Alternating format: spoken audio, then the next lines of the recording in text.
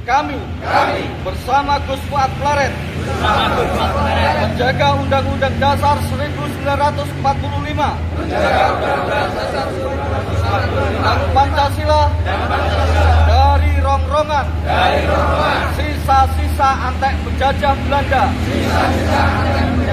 dan dari rongrongan kepentingan Barat dan leluhur-leluhur mereka menjadi antek-antek penjajah Belanda. Kepada Gus Fuad Pleret, teruskan berjuang, tegakkan kebenaran. Mari kita perjuangkan, kita bersihkan kemurnian Duriah Rasulullah SAW. Dia gak diakuat oleh maling-maling seperti Rizik ini.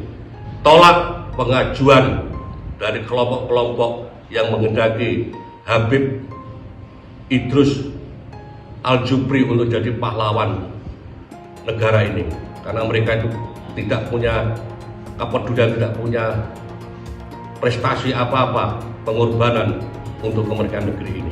Mereka adalah kelompok-kelompok keturunan daripada penjilat antek-antek Hindia Belanda. Jadi itu yang kami harapkan, dan kami siap untuk Belambangan, siap untuk menghadapi tantangan daripada Rizik Syihab. Mengusulkan si siapa itu tadi, monyet satu itu, si Idrus bin Salim, apa itu Al-Jufri itu menjadi pahlawan. Saya bilang monyet karena saya sedang mengamalkan isi Quran. Pengkhianat itu disebut monyet. Kunu kirodatan khosiin, jelas kan? Ada monyet. Monyet, teriak monyet. Dalam satu diskusi dia katakan apa? Guru tua itu monyet. Dia sebut pengkhianat, kurang ajar. Bukan guru tua yang monyet, kau yang monyet. Ada monyet, saudara, seenaknya ngomong. Guru tua dibilang monyet, guru tua dibilang pengkhianat. Al-Khairat dia bilang merampas tanah negara, saudara. Kau yang monyet, bukan guru tua yang monyet. Monyet, teriak monyet. Lu yang monyet. Pakai bawa ayat Quran, saudara. Saya katakan guru tua itu monyet karena ada ayat Quran. Diambil dari surat Al-Baqarah, saudara. Dengan ayat ini saya katakan guru tua itu monyet, kurang ajar. Enggak, ini enggak boleh dibiarkan lagi, saudara. Ini sudah kelewat batas. Ulama-ulama besar Islam seenaknya mereka hina. Dan ini bukan baru pertama kali. Kalau negara tidak bisa menyelesaikan urusan ini, saya akan beri komando kepada umat Islam. Siap habisi gerombolan monyet PKI. Takbir. Sallu ala Nabi. Kepada seluruh umat Islam di Indonesia agar bersatu merapatkan barisan, menjaga NKRI dan Pancasila dari rongrongan gerombolan monyet laknat neo PKI, agar bergerak serentak untuk kejar dan hajar serta ganyang gerombolan monyet neo PKI dimanapun berada. Jadi sangatlah tidak pantas kalau Kiai Imad digelari Al-Kaburi. Sangat tidak pantas gitu. Yang pantas dipanggil Al-Kaburi ya kalian. Datuk kalian dulu ketika diperangi sama Ottoman dulu, negeri kalian dihancurkan sama Ottoman zaman dulu, kemudian kalian kabur berbondong-bondong. Saya nggak muat lagi, bergelantung juga nggak masalah. Nah itu Al-Kaburi. Jadi si Bahar, si Riji, si Ali Jindan dan sejenisnya itu adalah keturunan dari Al-Kaburi. Apa jadi teh wong Yaman itu terus piye ceritane? Gila. Ngerti-ngerti nenek kami yang bikin Pancasila, gundulmu kuwi. Merah putih adalah karena kakek kami. 17 Agustus kakek kami. Potekmu kabeh iki gundulmu ta. Lha mlakno kula misrat mulai rodok konslet niku gara-gara perkara niku. Nek wingi ngono karepmu. Kita padamkan api neraka kamu. Opo wae. Wis ro merot ping 70 karepmu. Tapi kalau sudah mengklaim negara, merah putih TEDI, lah mbah-mbah dhewe sing mati demi merah putih, kok dadi tekmu wong mbahmu turu piye niku dul. Makanya kalau sudah terkait kemerdekaan, ojo macem-macem.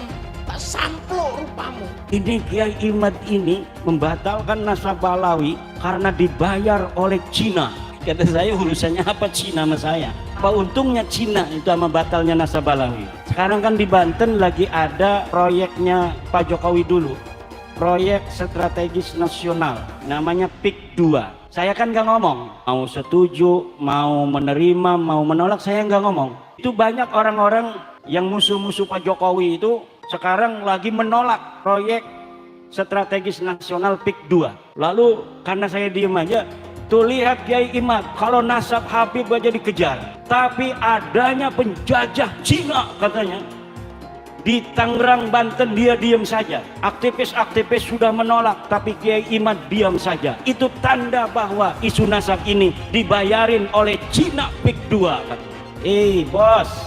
Bos, itu PIK 2 itu proyeknya Baklawi, bos. Aguan itu orang Cina, tapi yang ngejalanin proyeknya itu Baklawi, namanya Mu'annas Al-Aidid. Dia Baklawi, dia Kabib. Kalau saya ngelihat Baklawinya, saya langsung nolak. Tapi orang nolak, orang menerima itu harus tahu apa yang ditolak, harus tahu apa yang diterima. Jangan kita nggak ngerti apa-apa, kita menerima. Jangan kita nggak tahu apa-apa, kita menolak. Saya nggak ngerti PIK 2 ini jenis kelaminnya apa. Begini, bukan terpesona pada label Habibnya, tapi saya lebih terpesona pada ilmu agamanya. Di mata saya pribadi, seorang Habib itu kan ilmu agamanya pasti tinggi. Dan saya memiliki keyakinan orang yang ilmu agamanya baik, dia pasti akan bisa memuliakan seorang istri. Dan insya Allah dia akan bisa adil atau mendekati adil dalam berpoligami. Tapi ternyata karena saya kurang terlalu mengenal karakternya, sifatnya, ternyata setelah dipelajari lebih jauh, dia tidak paham ilmu agama. Castingnya saja, pencitraan saja. Setelah saya pelajari sebagai seorang istri dari tahun ke tahun, oh dia tidak paham ilmu agama. Dia hanya menggunakan agama sebagai casting saja untuk pencitraan. Tapi di satu sisi saya mengambil hikmah yang sangat banyak dan juga mengambil pelajaran atas apa yang sudah saya alami. Pak Jokowi disumpah-sumpahin, didoakan rungkat, didoakan jatuh, didoakan hancur sehancur-hancurnya 2 periode. Periode ketiga bisa menaikkan anaknya sebagai wakil presiden. Nanti periode keempat bisa jadi anaknya jadi presiden. Pingsan Rizik, orang iri hati, nggak bisa melihat kelebihan orang lain. Buat propaganda, dia PKI, dia nggak becus, dia orang bodoh. Sebodoh-bodoh dia jadi wakil presiden, sebodoh-bodoh dia jadi presiden. Dia tukang kayu, bukan tukang halu. Nggak ngaku-ngaku dia anak raja, nggak ngaku-ngaku dia cucu nabi, cucu orang hebat begini begitu. Dia jadi orang hebat, itu baru manusia, bukan seperti Rizik. Belum jadi manusia kalau Rizik. Ingat Zik, babi itu adalah hewan yang sangat benar dan sangat cerdas dalam mendidik anak. Bayangkan ada 6 ekor anak babi, 6-6-nya jadi babi, nggak ada yang jadi orang. Anak orang kayak lu, moro-moro jadi orang, malah jadi babi. Saudara, Adili Jokowi, tangkap Jokowi. Adili Jokowi, tangkap Jokowi. Saya berharap tulisan itu ada di seluruh pelosok Indonesia agar KPK bekerja, jebloskan biang koruptor, saudara. Setuju tidak? Setuju tidak? Angkat tangan semua, takbir. Takbir. Sallu ala Nabi. Saya bisa memadamkan neraka jahanam. Kalau ini sulit Anda pahami karena pemahaman Anda sangat terbatas tentang syariat Nabi Shallallahu Alaihi Wasallam, Anda perlu tanya. Jangan Anda langsung memvonis orang-orang saleh. Anda akan malu dan Anda dicap sebagai orang yang kurang ajar sama aulia. Anda gak paham kok langsung memvonis. Beliau bisa mi'raj, terbang ke langit, tapi mi'rajnya tanpa buruk, SpaceX, apalagi Citylink. Beliau mi'raj hanya pakai jubah, udah mirip Piccolo. Dan yang paling menakjubkan, beliau mi'raj nggak cuma sekali, 10 kali. Bayangkan, 5 kali lagi beliau mi'raj, itu setara dengan jumlah trofi Liga Champions Madrid. Antum berpikir, ini terlalu mengada-ngada. Di luar Nurul, itulah yang namanya karomah. Jangan pakai logika, tentu hanya perlu iman dan kebodohan. Ente semua bohong, Ji. Ente mengarang cerita tentang kebangkitan PKI, sementara PKI leluhur ente sendiri. Ente gembar-gemborkan. Banyak ini ante-ante Belanda. Ternyata ante Belanda datuk lu sendiri. Kemudian ente teriak-teriak. Orang-orang, ulama yang nempel dengan pemerintah itu ulama su, nggak boleh diikuti. Ternyata datuk ente, Utsman bin Yahya, ante Belanda. Udah ante pemerintah, kafir lagi. Udah ante penjajah, kafir lagi. Itu memilukan. Saudara, apa ini yang mengharuskan kita untuk ikut sirijik ini?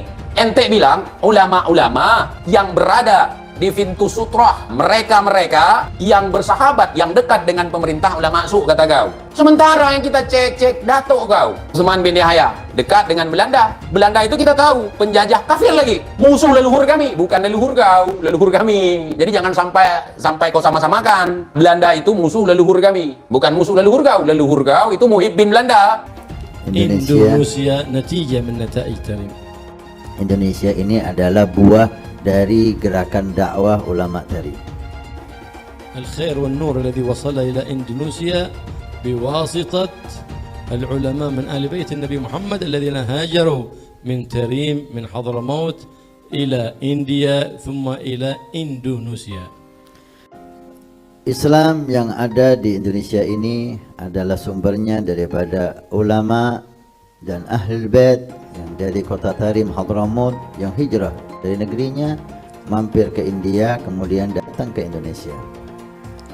ولو جئنا ونظرنا في سيرته وتاريخه ولسانه لوجدنا ذلك الاتصال قديما ارتباطا وثيقا لا ينفك. Kalau kita kembali ke sejarah kita yaitu Wali Songo yang mana mereka itu dari Tarim Hadramaut, maka kita akan sadar Indonesia dan Tarim tidak bisa. Yang merendahkan Ahlul Bait, cucu Nabi, kelak akan bertanggung jawab di hadapan Rasulullah sallallahu alaihi wasallam.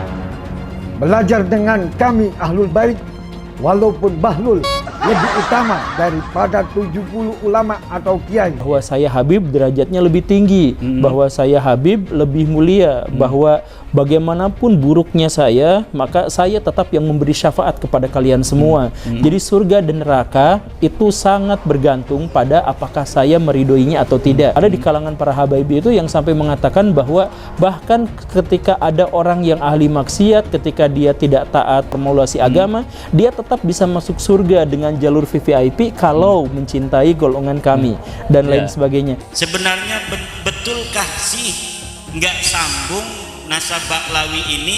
Betul Pak, nasab Ba'lawi ini tidak tersambung, dan saya sering ditanya apakah bertanggung jawab nanti di akhirat. Saya katakan berulang-ulang, saya bertanggung jawab di akhirat bahwa Ba'lawi ini bukan turun Nabi secara ilmiah. Haplogrupnya saja itu sudah melenceng, tapi masih kekeh ingin disebut sebagai turunan Nabi. Ketika kitab nasab tidak ada yang mencatat mereka, kenapa mereka masih mau ngaku turunan Nabi? Ketika kitab sejarah sama sekali tidak mencatat nama-nama leluhur mereka, kenapa mereka masih mau mengaku sebagai keturunan Nabi? Orang-orang yang mengaku keturunan Nabi ini memang mendapatkan privilege tertentu dari masyarakat. Ba'lawi penjajah spiritual, ya, kebab al-ngedabrus, waduh, penjajah orangnya VOC, Ba'lawi rungkat, Masya Allah, satu Habib gila lebih mulia dari anjing gila. La ilaha illallah.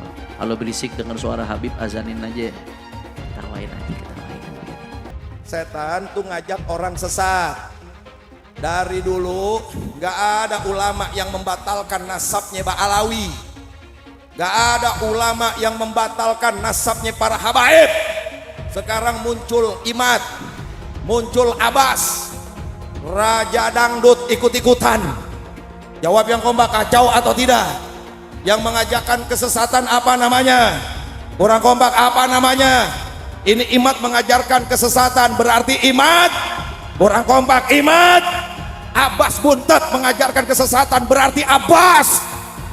Ya Allah, hati-hati Bapak Ibu. Yang suka ngajak sesat apa namanya? Apa namanya? Nah ini Imat berarti, Abbas Buntet berarti, Roma Irama berarti setan. Takdir Allah dibicarakan, apakah begini dan begitu. Sifat Al-Quran itu apakah makhluk Allah atau bukan. Kenapa yang dibahas itu adalah hal yang semacam itu? Detik ini ketika saya sedang ngomong di sini, ada orang-orang Cina yang sedang bikin komputer super, komputer kuantum. Dan kalau misalkan itu sudah mewujud, maka mereka bisa menguasai dunia. Di Jepang dan di Korea sekarang sedang bikin nanoteknologi. Amerika Serikat sedang mengembangkan AI.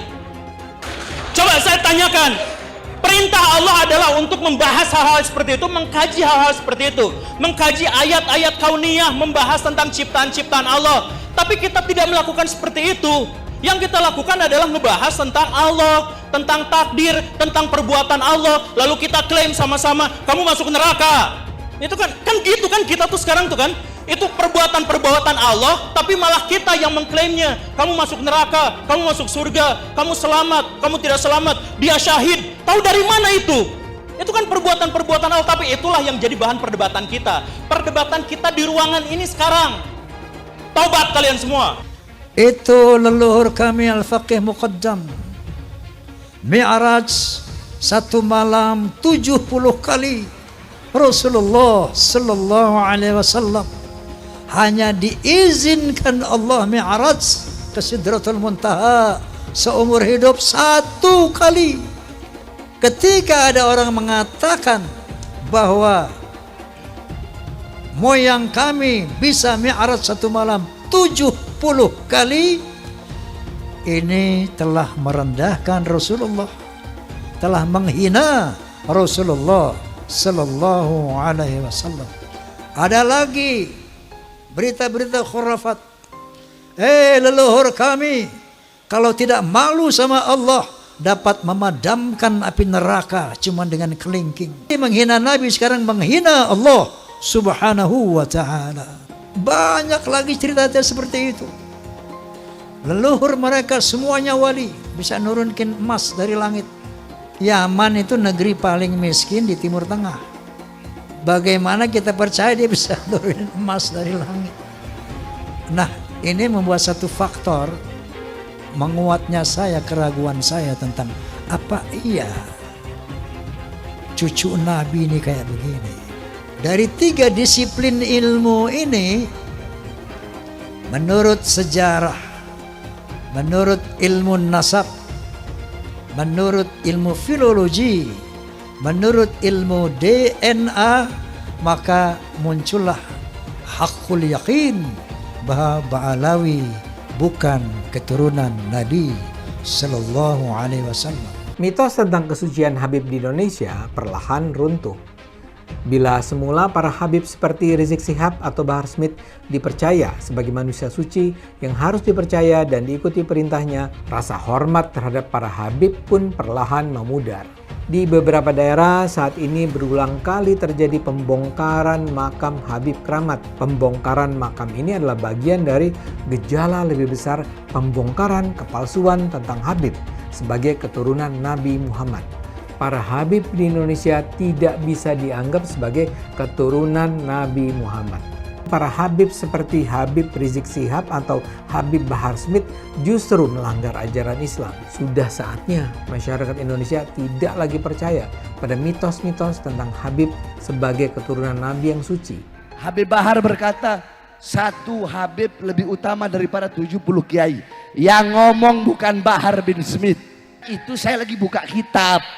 Bukan lagi ceramah, saya lagi ngajar santri, biar santri ini tahu Thariqah Ba'alawi, Syarifun Wahidun, satu Habib, afdal min 70 aliman, lebih utama daripada 70 alim. Satu kaki Habib itu lebih tinggi, lebih mulia dari 70 kepala kiai, kan gitu. Itu kan penghinaan betul. Kalau orang tidak terhina dengan ini, saya kira tidak, rasa kebangsaannya rendah. Karena itu dinyatakan, harusnya ditegur lah. Habib itu meskipun mabuk, berzina, itu jangan dimarahi. Karena kalau Habib itu pasti masuk surga. Nah, yang begitu itu membodohi. bangsa Indonesia. Habib gila pun, kalau turun Nabi gila sekalipun tidak apa-apa itu masuk surga kan gitu. Kalau kayak Indonesia tuh apa? Kamu kan kalau tidak ada Habib, kamu nyembah batu kata. Masa iya begitu? Saya ini tidak tahu ya sejak kapan munculnya Habib ini sebagai kelas sosial yang tinggi gitu ya. Baklawi kalau bagi saya bukan gitu ya, bukan turunan Nabi karena dari filologi jelas ya, kemudian dari historik jelas, kemudian juga DNA yang terakhir itu. Belajar sama satu Habib sama ukurannya belajar dengan 70 kiai, sama ukurannya belajar dengan 70 kiai, gitu loh Habib.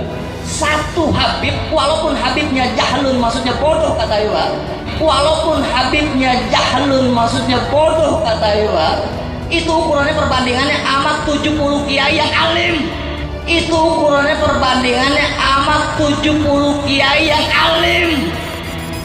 Perbandingannya. Sayyidul Imam Faqihul Muqaddam di dalam manaqib sejarah hidup beliau diceritakan bahwa Al-Imam Faqihul Muqaddam adalah orang-orang yang besar, beliau adalah orang-orang yang hebat. Bahkan diceritakan beliau pernah mi'raj, saudara-saudara, bertemu dengan Allah dalam satu hari 70 kali, saudara-saudara. Bertemu dengan Allah dalam satu hari 70 kali, saudara-saudara. Kalau aku tidak malu kepada Allah Ta'ala, maka neraka jahanam itu akan aku matikan. Kalau aku tidak malu kepada Allah Ta'ala, maka neraka jahanam itu akan aku matikan. Al-Hamid ngeluarin rantai emas dari langit. Wah. Keramatnya Al-Hamid tuh, ngeluarin rantai emas dari langit sampai ke bumi. Lagi ngobrol sama kakaknya Al-Muhdhar nih, Syekh Umar Muhdhar. Ayo wahai Syekh Umar Muhdhar, dilihat keramatannya, nurunin rantai emas dari langit sampai ke depan dia. Ini Habib Syekh Umar Muhdhar ketawa doang. Dia bilang sama adiknya, Al-Hamid, coba lihat tuh paling atas siapa? Gak tahu, ada Syekh Umar Muhdhar megangin rantai dari atas. Beliau angkat tangan kepada Allah Subhanahu wa taala sambil mengatakan, ya sama subbil laban walad Abdullah dakhal adan. Wahai yang menciptakan langit, yaitu Allah, turunkan hujan susu. Turunkan hujan susu. Dihujani apa? Susu. Subbil laban, hujankan susu. Walad Abdullah dakhal adan, karena saya anaknya bapak saya Habib Abdullah bin Abi Bakar mau masuk ke kota ini. Gak lama dari selesai doanya beliau langsung hujan susu. Masya Allah. Ada muridnya Habib Salim Jindan namanya Abdurrahman. Nih Bang Maman, kalau kita panggil Bang Maman. Bang Maman ini sholatnya berantakan. Bang Maman ini maksiatnya luar biasa, ibadah kocar kacir. Habib Salim Jindan dikabarin sama muridnya, Beb, Maman meninggal. Sebelum ditutup, habis beliau tulis, ditaruh ke kertas, beliau bilang, Man, gue tahu lo ibadahnya berantakan, tapi lo cinta sama dzurriyyat Nabi Muhammad, ikhlas dari dalam hati. Nanti kalau malaikat munkar nakir datang nanya pertanyaan kubur, jangan lo jawab, Man, lo kasih surat dari gue, lo masuk surga tanpa hisab. Umat Islam mulai gaya, mulai mengkoreksi Habibnya, mulai mengkoreksi Habibnya, mulai mengkoreksi ulama-ulama dari anak cucu Nabi Muhammad SAW.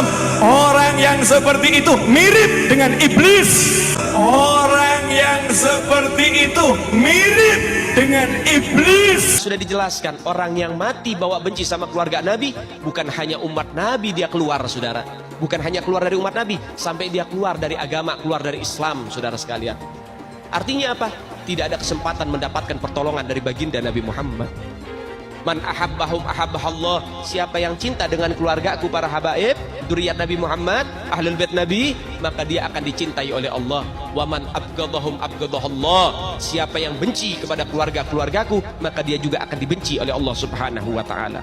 Rasa kebanggaan saya terhadap Indonesia itu ternodai oleh sikap-sikap beberapa habaib dan para pejuang Indonesia itu diremehkan. Misalnya cerita bahwa proklamasi kemerdekaan Mei 17 Agustus itu karena bisikan Habib tertentu kepada Bung Karno itu kan tidak pernah ada dalam cerita itu. Tidak ada Habib. Cerita Habib ini tidak pernah ada di dalam sejarah, kecuali dulu menjadi Usman Yahya itu menjadi muftinya Belanda yang mengharamkan kita melawan Belanda. Justru itu Habib yang jelas itu tertulis dalam sejarah. Kalau Habib berbisik ke Bung Karno kapan? Dan tidak pernah ada cerita itu. Nah kok sekarang lalu Habib, lalu para pejuang dihabibkan semua kan? Diponegoro, siapa lagi? Imam Bonjol. Wah itu kebanggaan orang Jawa loh, Diponegoro itu. Lalu dihabibkan. Habib dari mana? Limited edition ini. Muka-muka impor. Kalau lo kan muka lokal. Hidung pesek, pipi tembem. Mata belok. Persis kayak celengan Semar. Sekarang ada disebut hal rame, dibicarain di TikTok. Saya punya kakek yang baru jelek-jelekin, Habib Utsman bin Yahya. Dia bilang antek Belanda. Zaman dulu itu Belanda luar biasa loh. Habib Utsman punya langkah. Beliau memang dalam kitabnya Manhajul Istiqamah ada membahas untuk tidak ada pemberontakan. Tapi bacanya yang jelas, jangan cuma pas garis itu aja. Itu di situ disebutkan. Bahkan bukan cuma Habib Utsman, dulu almarhum Kiai Haji Hashim Asy'ari juga begitu. Bahkan bukan cuma Habib Utsman, dulu almarhum Kiai Haji Hashim Asy'ari juga begitu. Dulu almarhum Kiai Haji Hashim Asy'ari juga begitu. Ada namanya Kapiten Patimura.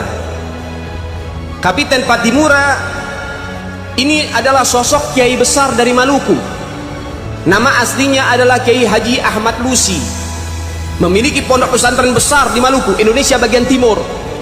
Al-Habib Ali bin Abdurrahman Al-Habsyi Kuitang, beliau yang memfatwakan ketika tanggal 17 Agustus Soekarno membacakan teks proklamasi mendeklarasi daripada kemerdekaan Indonesia. Beliau di hari Jumat itu, ba'da Jumat beliau fatwakan, sekarang saya fatwakan setiap tanggal 17 Agustus wajib pasang bendera merah putih di rumah-rumah kalian. Siapa yang nyuruh? Itu fatwa Habib Ali bin Abdurrahman Al-Habsyi Kuitang. Bendera merah putih, siapa yang memberikan instruksi kepada Bung Karno untuk membuat bendera merah putih sebagai bendera Indonesia? Itu adalah fatwa Al-Habib Idrus bin Salim Al-Jufri Palu Al-Khairat. Lambang negara Garuda, siapa yang buat? Al-Habib Asy-Syarif Hamid Al-Gadri dari Pontianak, keluarga baginda Nabi Muhammad. Lagu 17 Agustus, Pramuka, lagu syukur, siapa yang buat? Al-Habib Husin Al-Mutahhar dari Semarang, dzurriyyat baginda Nabi Muhammad. Jadi Anda jangan berpikir, ini habaib di Indonesia jasanya apa? Banyak, itu yang baru kecatat. Itu yang baru ketahuan. Masih banyak lagi daripada keluarga Nabi Muhammad yang tidak mau masuk buku karena perjuangannya ikhlas karena Allah dan Rasul. Siapa Imam Bonjol? Semua pasti bilang pahlawan. Betul apa enggak? Imam Bonjol pahlawan Indonesia bukan? Pahlawan nasional bukan? Sekarang siapa namanya Imam Bonjol? Al-Habib Muhammad Syahabuddin. Beliau habaib dari kalangan bin Syahab. Imam Bonjol itu bin Syahab, masih daripada kakeknya Habib Rizik, saudara sekalian. Itu keluarga daripada Nabi Muhammad, keturunan Sayyiduna Muhammad.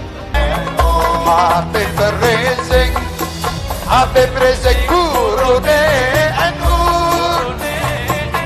Habib Rizik, Habib Rizik idola de Indonesia terbesar di dunia. Bangsa ini akan aman, bangsa ini akan sejahtera, bangsa ini akan makmur selama anak cucu Nabi Muhammad SAW tidak diganggu, tidak diusik, dimuliakan, dicintai, disayangi. Karena apa? Ada doa dari kakeknya, pemimpin kita semua, baginda Muhammad Sallallahu Alaihi Wasallam.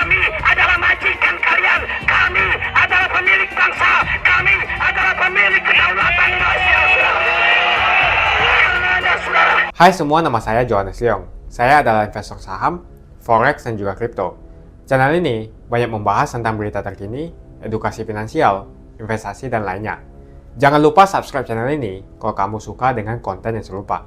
Follow juga sosial media lainnya yang saya taruh link di kolom deskripsi. Di sana kalian bisa dapatkan konten yang berbeda. Saya juga punya Telegram channel yang isinya berfokus kepada trading dan juga investasi. Itu Telegram channelnya gratis. Oke, kita lanjut ke videonya. Sebagian besar penonton di video ini, setelah menonton video di awal, mungkin bertanya, apakah kejadian seperti krisis 98 akan kembali terulang? Belum lagi keadaan global yang tidak menentu. Lalu apa yang bisa kita lakukan untuk selamat dari krisis yang mungkin akan datang dalam waktu dekat? Jawabannya adalah investasi. Kebanyakan dari kalian yang lagi nonton kalau investasi pikirannya pasti hanya di properti. Tapi ketika terjadi krisis seperti 98, apa yang terjadi dengan rupiah ketika hyperinflasi? Dan juga apa yang terjadi dengan harga properti? Harga dolar dari Rp2.500 terbang ke Rp15.000. Otomatis utang yang harus kita bayarkan naik 6 kali lipat. Banyak bisnis yang bangkrut. Kebakaran terjadi di mana-mana. Hingga rumah pun bagaikan tidak ada harganya. Mau dijual pun tidak ada yang mau beli. Saya tidak mengatakan ini akan terjadi lagi. Tapi kemungkinan terjadi seperti Mei 98 tetaplah ada. Negara gede seperti Argentina, Venezuela, dan Turki baru-baru saja mengalami hyperinflasi. Apalagi setiap hari kita ketemu ada saja konten yang berbau sara ke orang Tionghoa yang ada di Indonesia. Entah itu dari Instagram, ataupun dari YouTube, ataupun sosial media lainnya. Kita bisa lihat di tahun 2017, saat Pilgub Jakarta, hampir terjadi kerusuhan seperti 98, karena Ahok dituduh menodai agama.